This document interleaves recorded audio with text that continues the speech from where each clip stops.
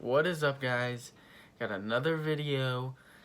It's about what to do with $1,000 as a teen. I broke it down simple here, but we're gonna rewrite it because that looks like crap.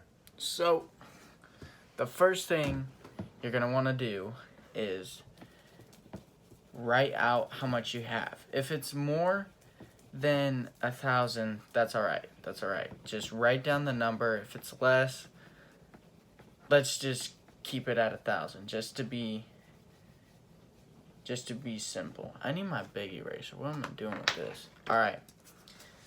So say you've been working a job and you got $1,000 and you listened to me and you didn't spend it on impulse buys, and let's just say you have 1,000. I almost said 100,000. That's still not big enough. You have $1,000 that you can completely save 100%. So right here, you got $1,000. All right. So what we're gonna do with that, first thing you're gonna want to do with that is you're gonna want to set some aside for your emergency fund. So we're gonna write emergency fund. All right. So that's automatically, I would say, at the least $100 starting off. But from there, we're gonna work down. So you see, we got the emergency fund. I'm gonna turn like this. We got the emergency fund. We go straight down from the emergency fund. We only have 900 now. I would say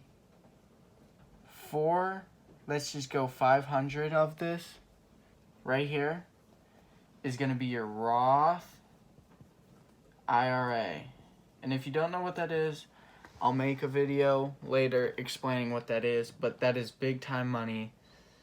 It's basically compound. I'll simplify it in 5 seconds. It's compound interest that builds over time. That's a set interest amount, and you basically have time on your hands. The sooner you do it, the better. And depending on when you do it, and if you put in the max amount, which is now $6,000, you can get about 4.2 million. I think it's 1.4 million, 2.8 million, and then 4.6 million. That's what you can get around 40, depending on when you start and when you take it out. You can take it out at 70. The soonest you can get it is 59.5, and the latest you have to take it out, like they make you take it out, is I believe 70.5. Anyways, so I would put 500 to that. Just set that aside, keep on setting that aside, and then whenever you turn 18, creating one of those right away, as long with a bank account for your emergency fund. Okay, so now we only have 400. We're gonna write that big so you guys can see it. Now we have 400. And this gets divided in pretty much any way you want it. I would say, if I was being completely honest, this is what I would do. I would do 1 to self-investment.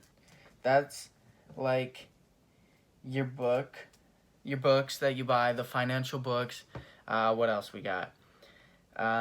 Courses, anything that helps you or your business is a self-investment. I would also create a separate one for your, let's just say here, I'm just going to throw this, even though this is basic, we're going to put one for stocks, okay? You can drop one for stocks, all right? The next one is going to be your online bank account. And why I say online is because the online banks, they don't have any well, most of them do not have any physical locations, so their cost of running their quote-unquote business is really low, so they can give you good interest on your money back in return. So with this, I would do Ally.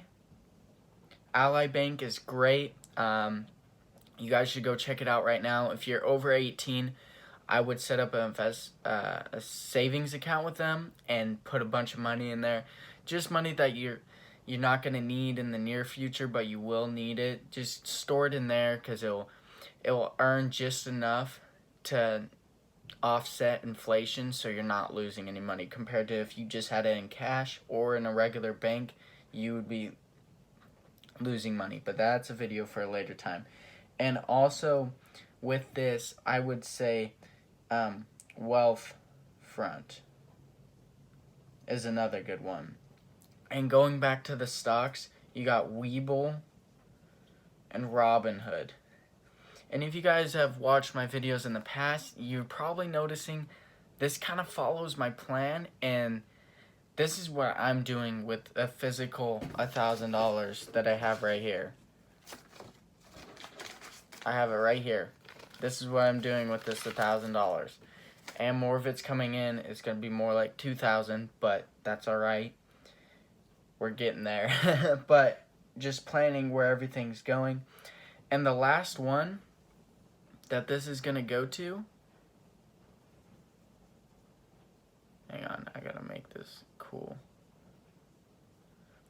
is just general things. So we're gonna write general, but this is your just an extra 100 of general things. I would split the general 50-50 and make half of it just spending money, and the other half your money to put in business, to hold that aside. And with that, you could put in pretty much anything. If you want to create your own business like I did, it's pretty simple. So let me break this down for you from the top where we went. So we had the 1,000, we went straight down to this emergency fund, automatically put aside 100. We had 900. We put 500. We put the meaty money in the Roth IRA right away. Get that in there. Set it aside. Then we had 400, and we broke it up into 4 steps. $100 into self-investments. Go buy you the Think and Grow Rich, 4-Hour Work Week. What else? Sell or Be Sold, Rich Dad, Poor Dad, Automatic Millionaire. Those are just some of them, but really look into that. Next, we went over to the stocks, and stocks are really fun to just play around, and it's kind of the name of the game whenever you're first starting. It's kind of like that's what you do whenever you're first investing in stuff, and just to get started, it's a great place to start, especially with stuff like Robinhood and Webull. They are amazing. I highly recommend both of them. Although I've not personally used them, technically you're not able to until you're 18. I'm almost there, but as soon as I turn 18, I'm about to be doing that. Okay, and then the next is your online bank, and that is honestly crucial because they have interest wars where it goes up really high and then it kind of comes back down and it goes back up and then it'll come back down. But all that time you're earning like 4x, 4 to like 10x what the bank will offer you. So it's a great deal. I don't know why other people wouldn't do that instead of just because it's in a physical bank and like you can go there does not mean that much compared to just doing everything online. I mean, come on, get with the times. Anyways, moving on.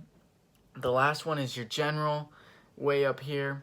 General expenses, like if you want to like go out, do random stuff, go spend $50, whatever.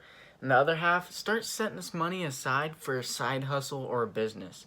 Like, you don't want to be stuck with that job forever. And if college isn't for you, then I would start grinding on your side hustle and getting there. If you do not think college is the way for you, Or if you want to make a little extra money in college, I would start setting a little money aside to kickstart your side hustle.